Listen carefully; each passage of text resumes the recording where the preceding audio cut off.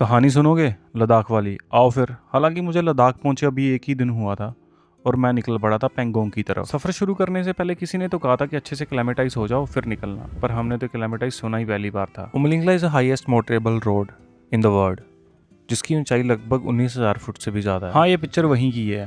AMS का नाम सुना है, जो मुझे पूरी तरह से हिट कर गया था।